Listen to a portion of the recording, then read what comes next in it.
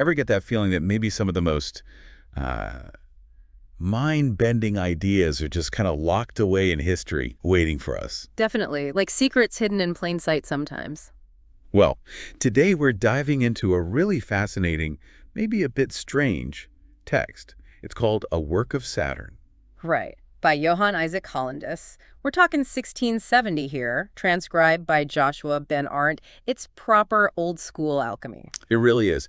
And what strikes you straight away is how different their whole worldview was back then, isn't it? Oh, completely. Hollandus wasn't just, mixing chemicals. He's deep in this alchemical tradition where the physical stuff and the spiritual stuff were, well, totally intertwined. It's like looking at reality through a completely different lens. Exactly. So our mission today really is to try and navigate this alchemical map he's laid out. Yeah. We want to unpack his language, which can be pretty cryptic sometimes. Yeah, get to the heart of what he's actually saying about this Saturnine work and how it connects to the big one, the Philosopher's Stone. Think of it as us trying to decode a 17th century recipe for, well, something pretty extraordinary, I guess. And the puzzle starts right on page 1, basically. Hollandus drops this hint that his Saturnine work isn't about the lead you find in old pipes. Right. He calls it philosopher's lead. Exactly. But then he also kind of suggests that maybe ordinary lead Saturn, the element, could be the raw material for the actual Philosopher's Stone. Okay, hold on. Philosopher's lead, that straight away tells us we're in symbolic territory. Absolutely. It's not just the metal itself. It represents something deeper. But then to suggest common lead might be it, that's a curveball. It is, and he sets out these 17 considerations or basically the chapters of his work to explore this very idea. Which brings us to his main claim, and it's pretty astonishing. You could say that. He basically claims the Philosopher's Stone comes from Saturn. Yeah. And it has these incredible dual powers. Dual powers. Yeah, not just transmuting ordinary metals into gold, but also curing, all sorts of human diseases. Internal, external, the lot. Wow. So a single substance with both material and medicinal magic. Yeah. And it all starts from lead, or something related to lead. That's the bold proposition, yeah. Starts with Saturn. Okay, so let's dig into that. How does Hollandus actually describe this Saturn? What makes it so special in his view? Well, what's really fascinating is he says the highest and greatest secret in the whole vegetable kingdom, which is an interesting classification in itself, is actually in Saturn. More than gold. Even more than gold, which, was usually seen as the absolute pinnacle, the perfect substance. Hollandus flips that idea. He really does. We automatically think gold is the ultimate prize, right? But he's pointing us towards something much more humble, outwardly at least. And he says, internally, at its core, Saturn is already good gold. It just needs cleaning up. Cleaning up? How? He talks about removing impurities, stripping away the outer stuff, and then turning its inside, which he says is its redness, outwards. Then it becomes actual gold. Okay, so this idea of an inner perfection hidden under an outer, less perfect layer, that sounds very alchemical. And that textbook alchemy, that transformation is key. And here's where it gets really practical, or at least he claims it does. He argues working with Saturn is much, much easier and quicker than gold. Right. He gives timings. Extracting mercury, a key ingredient they believed was in everything, takes apparently 14 days from Saturn. Okay, and from gold? A whole year. And a complete alchemical work with gold, 2 years. But with Saturn, he says maximum 32 weeks. That's a massive difference. It makes it sound almost accessible. That seems to be his point. He really emphasizes the low cost, the short time, the less labor involved with Saturn. It suggests the first steps on this path might not be as daunting as you'd think. Which leads to this idea about the name being hidden. If it's so useful, why all the secrecy around Saturn? Well, Hollandus believed the true name, the philosophical meaning of Saturn, was deliberately kept under wraps by the philosophers. Why? To stop the art, this powerful knowledge, from becoming common knowledge. Basically, to prevent it being misused or falling into the wrong hands. That's a classic theme in these kinds of texts. Makes sense, I suppose, if they believed it was that powerful. He even says all those symbols you see in alchemy, the stone, the moon, the furnace, the vessel, they're all just code words for this Saturn. Exactly. It's like a secret language running through all these alchemical writings, all pointing back to this one thing. And he insists you should only use stuff that comes from Saturn in its preparation.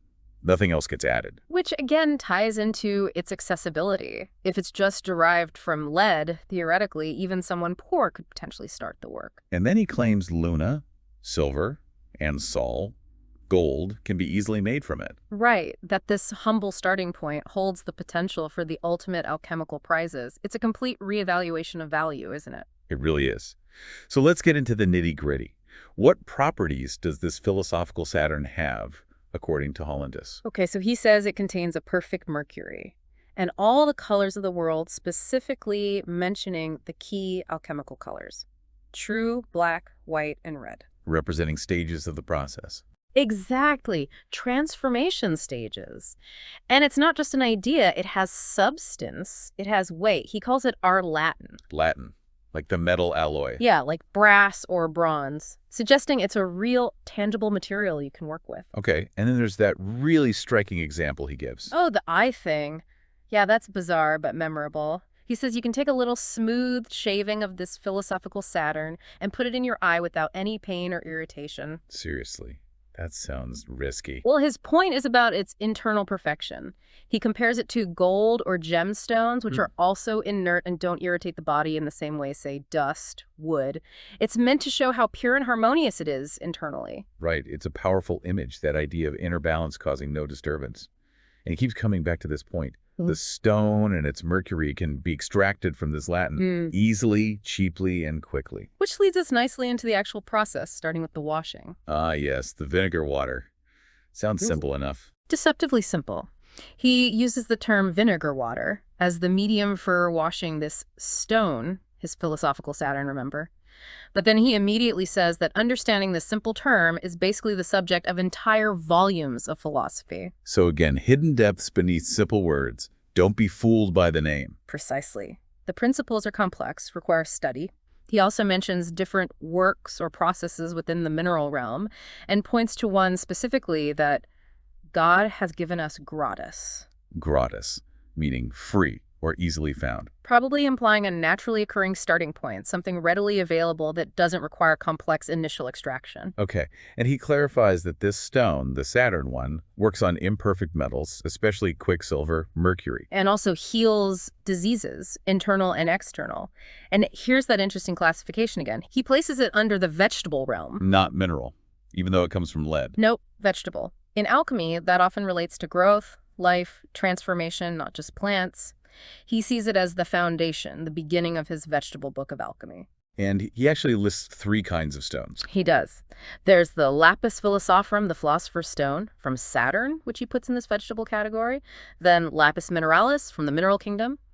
And lapis animalis from the animal kingdom. And the Saturn one is the main deal. That's the one he identifies as the true aurum potabile, the drinkable gold, the ultimate medicine and the quintessence, that fifth element beyond earth, air, fire, and water. So this Saturn-derived stone is framed as the most fundamental, the most potent of the 3. Okay, so how does he say you actually start making it? What are the first practical steps? Right, the hands-on part. He says take about 10 to 15 pounds of pure Saturn. Uchier, no alloys. Just pure lead. Seems like a pure lead. Flatten it into thin sheets. Then put these sheets into a stone jug, half filled with vinegar. Just regular vinegar? Or is this the special vinegar water? He just says vinegar here for the initial stage. Place the jug in a lukewarm bath, like a gentle heat. Okay, then what? Then, every 3 or 4 days, you scrape off the white powdery stuff that forms on the surface. That's the calcined Saturn, the oxide. You collect this powder. And keep doing that. Yeah, until you've got about 5 or 6 pounds of this calcined powder. This calcination is a standard first step in many alchemical processes breaking down the material. Got it. So you have this powder. What next? Next, you grind this powder together with distilled wine vinegar. Now he specifies distilled. Ah, okay. Getting more refined. Exactly. Grind it until it's like paint. Then you soak this paint in more distilled wine vinegar in stone pots, back in the lukewarm bath, for 2 weeks this time, stirring it regularly. It's painstaking. It does. After 2 weeks, you carefully pour off the clear liquid. If there's any solid stuff left, you add fresh vinegar and repeat the soaking, stirring, decanting until all the calcined powder is dissolved in the vinegar. This repeated dissolving and separating is basically purification. Okay, makes sense. Then you have the Saturn vinegar solution. Right. Then you gently evaporate the vinegar off over a low fire. What's left behind is a dark yellow or honey-colored powder, or maybe a lump. A tangible result. But you're not done yet, are you? Not even close. You take this powder, Grind it again with distilled vinegar. Soak it again in the lukewarm bath for 5 or 6 days, stirring daily. More washing. More washing, more decanting, adding fresh vinegar until absolutely no more powder dissolves. He even suggests testing it by taste, which sounds risky, and evaporating a drop to see if any solid remains. Wow, okay, so what's the goal of all this grinding and washing and dissolving? The ultimate goal is to end up with a pure, clear liquid or water.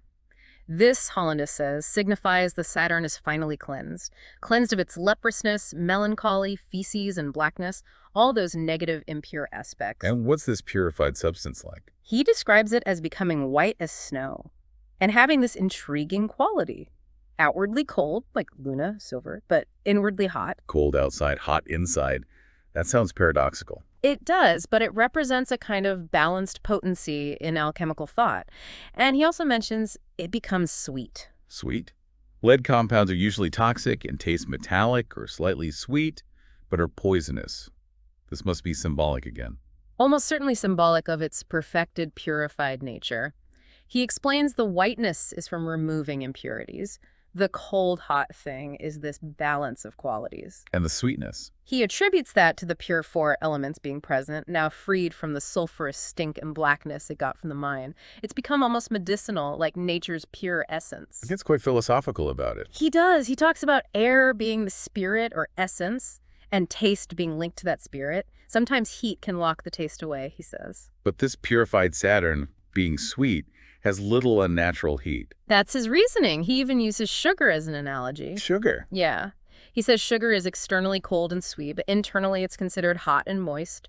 He even notes some called sugar a kind of philosopher's stone because it had healing properties. That's fascinating, drawing a parallel between his great work and common sugar to show what? That wonders are hidden in everyday things? Exactly. Understanding God's works, even in seemingly inferior things. Okay, so we have this purified, white, sweet, cold, hot substance. What else does he say about Saturn's properties at this stage? He talks about its flexibility, how easily it melts like wax. He puts this down to its high sulfur content. Sulfur? Yeah. In alchemy, sulfur, mercury, and arsenic were seen as the 3 key principles, often linked to properties like fusibility and color. Hollandus claims all 3 are present in his philosophical Saturn. And again, symbolic names pop up. Right. He says philosophers sometimes call their stone arsenic, which he links to a white thing, and their sulfur incombustible linked to a red thing, all hinting at the properties within Saturn. So white arsenic, red sulfur. And he says Luna, silver, comes from white sulfur, and arsenic is internally red. It's this complex web of correspondences. And Mercury, is that confirmed? He says the presence of Mercury in Saturn is proven by how easily it can be extracted through these processes. So, yeah, he sees Saturn as containing all these fundamental alchemical components in a uniquely accessible form. It's like he's trying to show how Saturn fits all the descriptions of the philosopher's stone found elsewhere. Exactly. He starts connecting those obscure descriptions back to Saturn, like the stone being called a stinking menstruous thing. How is that related? He links it to lead being dug from the earth, often associated with unpleasant smells and vapors in mining. Okay, that makes a weird kind of sense. What else? Its low value when unprepared connects to the poor miners. Its commonness found everywhere. Lead is common. Its blackness obvious. What about dry water? That's a weird one. He links that to lead's use in refining gold and silver, acting like a cleansing agent, absorbing impurities like soap or a dry kind of water that washes. Interesting take. And the 4 elements? He says they are in the stone and need to be separated out from the Saturn, and the classic soul, spirit, and body idea. That becomes unified in the stone when the mercury and sulfur are fixed with its earth component. He's ticking all the alchemical boxes, mapping them onto Saturn. Which brings us to that fixing process, making the volatile stuff stable. Yeah. How's that done? Right. Crucial step. He says take half of your purified white Saturn powder. Put it in a glass vial with a perfectly fitting glass stopper sealed tight. Okay. Place this vial in a cupel, that shallow dish, surrounded by ashes. Then apply gentle heat. Really gentle, like the warmth of the midsummer sun, no hotter. And he warns about too much heat, right? Absolutely. Too hot, and the matter melts like oil, the unfixed sulfur flies off, and the whole work is ruined. Patience and gentle heat are key. For how long? 6 weeks of this gentle heating. 6 weeks. And how do you know if it's worked, if it's fixed? There's a test. Take a tiny sample, put it on a hot metal plate. If it melts and gives off fumes, it's not fixed yet.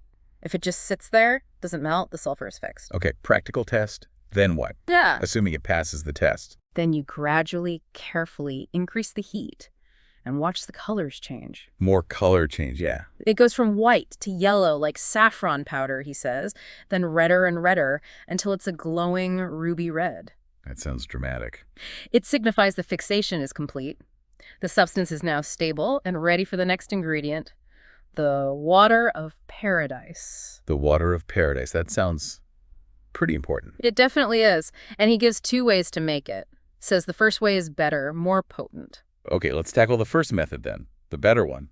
This uses the other half of the purified white Saturn powder that you set aside earlier. You put this in a stone pot with distilled wine vinegar again. More vinegar. Lots more.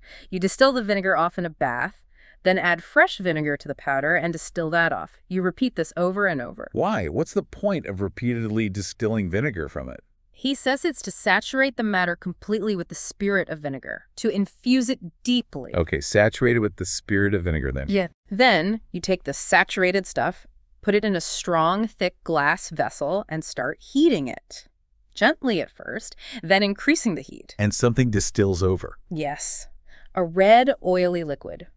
He describes it as smelling heavenly, like celestial perfume, and tasting sugar sweet.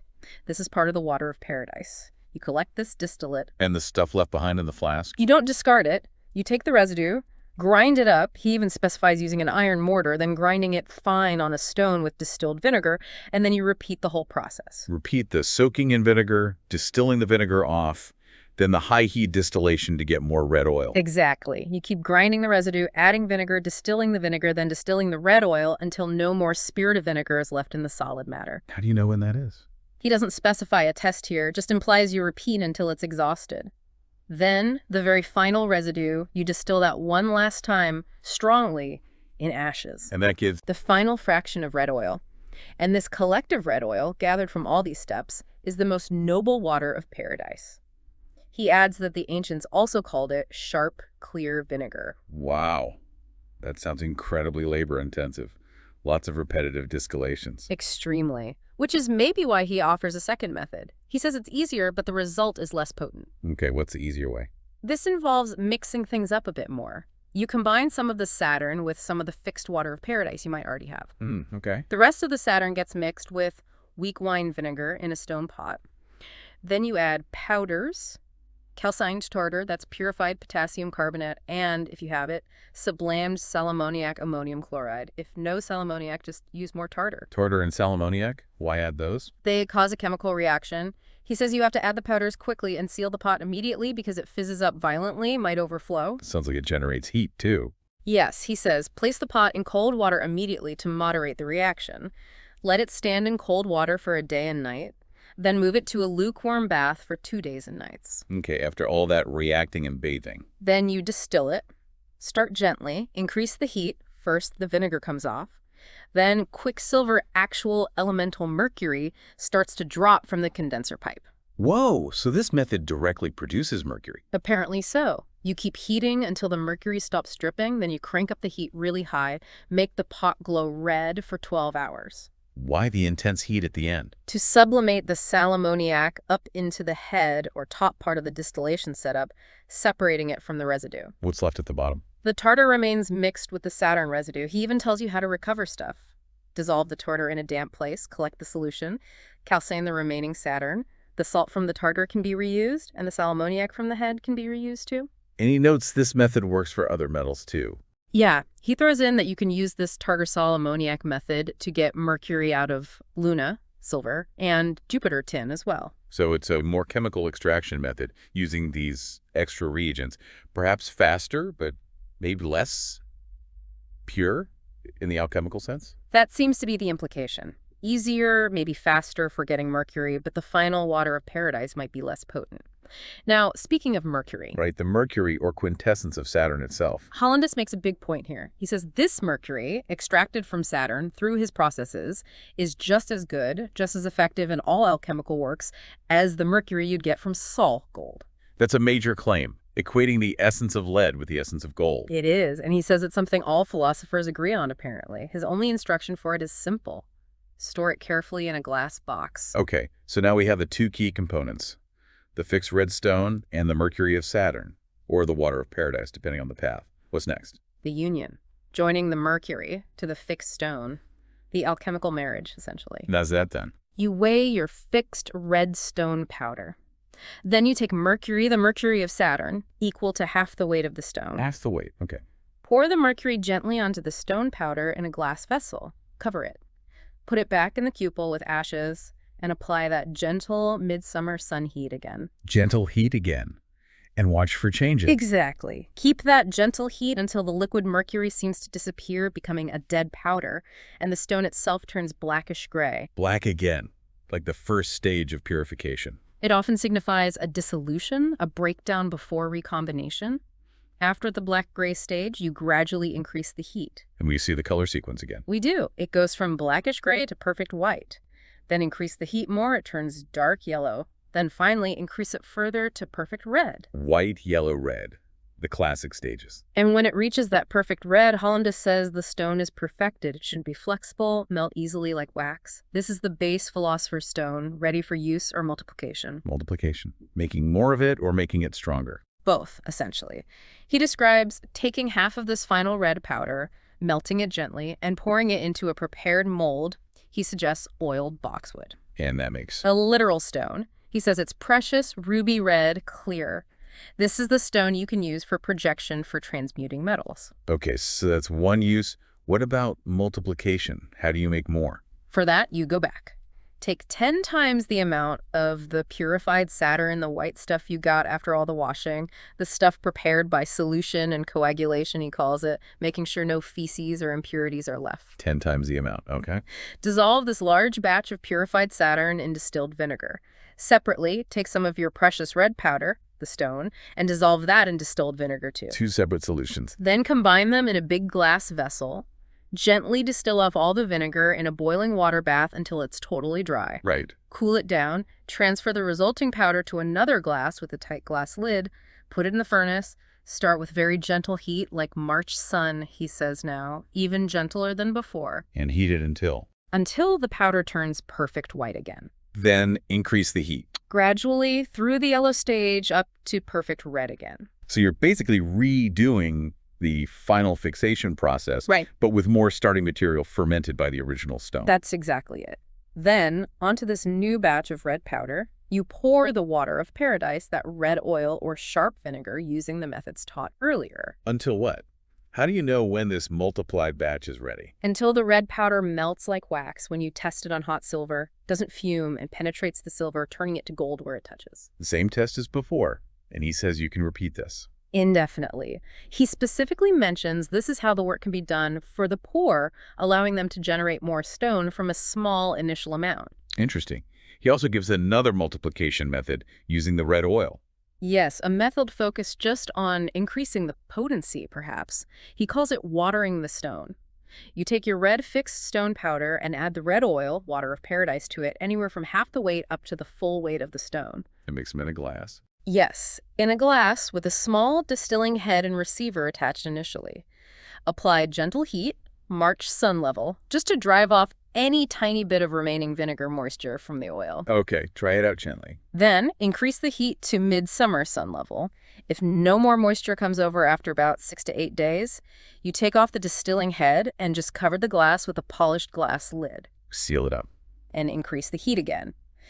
Pretty hot this time. He gives a weird measure, hot enough that you can barely keep your hand in the surrounding ashes for the time it takes to say an Ave Maria. Wow, okay, that's specific. And you heat it like that until? Until the red oil is fully fixed with the powder. No more fumes when heated. And the final test? Same as before. Put a sample on a glowing hot silver plate. Does it melt like wax? Does it penetrate like oil through leather? Does it turn the silver to gold where it touches? If yes, the stone is finished, multiplied, potentiated. And again, melt half into a solid stone, keep the other half powder for more multiplication. Exactly the same principle. Build it up, make it stronger. All right, so after all that incredible effort, you have the stone. How do you actually use it for the grand prize transmutation? Okay, projection onto metal. For base metals like Mercury, Mars, that's iron, Jupiter, tin, or Venus, copper, he says you make plates of the metal red hot. Heat them up. Then sprinkle the stone powder onto the hot metal and cover it quickly with glowing coals so the stone's virtue can penetrate. Sounds simple enough compared to making it. He does add a note about Jupiter. Says it needs to be made quick with gold first, which he admits is laborious. So tin is tricky. But easier with lead or silver. Much easier with Saturn, lead, or Luna, silver. You just melt the lead or silver. Then cast 1 part of your stone onto 1,000 parts of the molten metal. 1 part per 1,000. That's a tiny amount. Incredible ratio, isn't it? But that's not the final step. This 1.1000 mixture creates what he calls a medicine. A medicine. Yeah, an intermediate substance. Then you take 1 part of this medicine and cast it onto 10 parts of any base metal. And that produces the finest gold, he claims. So it's a 2-step projection for the best result with lead or silver. Still, astonishing leverage from a tiny bit of stone. But it wasn't just about gold, was it? He was just as focused, maybe more so on the healing side. Physics, he calls it. Oh, absolutely. He's emphatic about this. He states the stone cures leprosy, the plague, basically all earthly diseases. This is the true aurum potabile, the quintessence the ancients were after. The ultimate medicine. How do you take it? The dose is tiny, a piece the size of a single grain of wheat. That's minuscule. Taken in warm wine. He notes the wine turns red and tastes sweet when the stone dissolves. And how does it supposedly work in the body? His explanation is fascinating. He says it goes straight to the heart.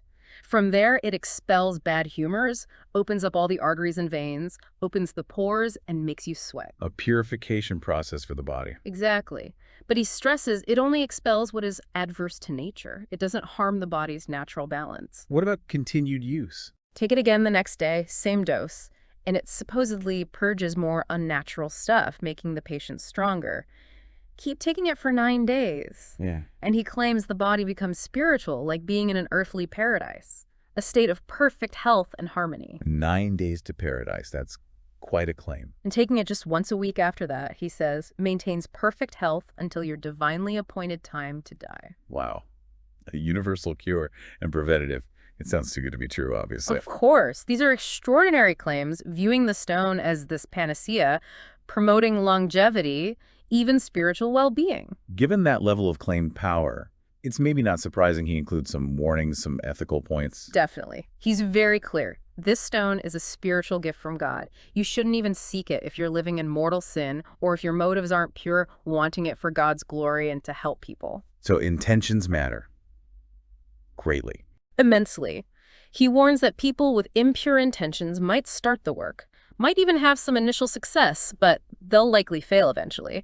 Accidents will happen, or God will intervene to stop them. A strong moral dimension woven into the practical instructions. You have to be worthy of the secret. That's the message. And he gives specific instructions for external problems, too. Like wounds and sores. Yeah, for things like fistulas, cancers, he first recommends the internal dose for a couple of days.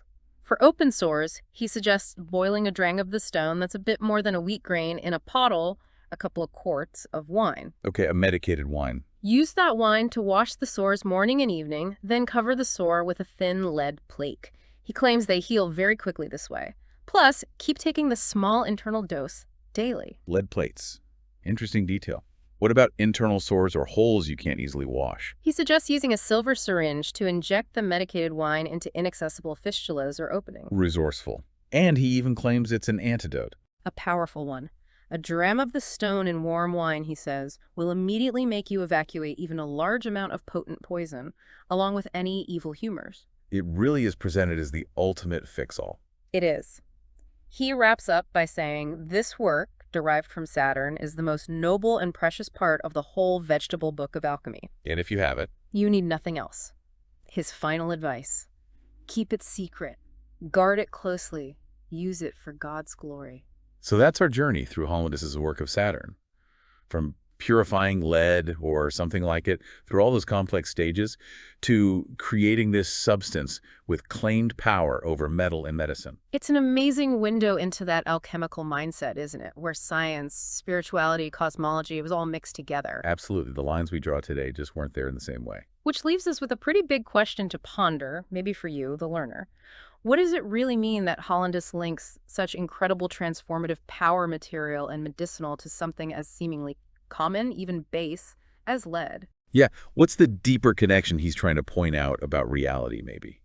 About finding the profound in the mundane, or the potential hidden within things we overlook. It's definitely something to think about.